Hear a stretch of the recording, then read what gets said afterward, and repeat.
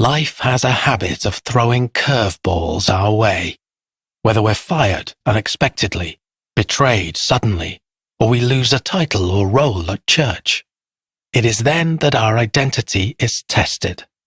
And we must face the question, where do I place my identity? Is your identity determined by a role, a title, or a box to check on a form? We will often go through changes in our lives.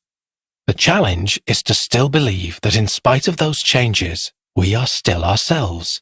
We are still loved, just in a new phase of life. Still a person God created in His image, whom God has a plan and a purpose for, despite life's circumstances. A person who still has value, even if someone else can't see it. Although our worldly role and title can change, our identity in Christ is secure and remains the same, which is the truth Paul shared with the church in Ephesus. In verse 5 of today's passage, Paul explains the new identity given to someone in Christ. He says God had already decided that through Jesus Christ He would make us His children. This was His pleasure and purpose. Paul wanted believers to know they would always be chosen, adopted, loved unconditionally, and accepted by God, and that it pleased Him to call them His own.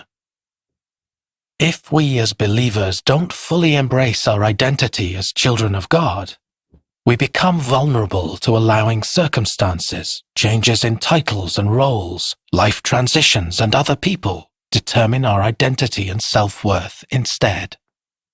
What we do or don't achieve, what our title or role is or isn't, and what others think about us does not define who we are. Only God does. He is the source of our identity. Let's realize whatever it is we go through, and whatever anyone else says about us, we are children of God. We are His, and that will always be enough.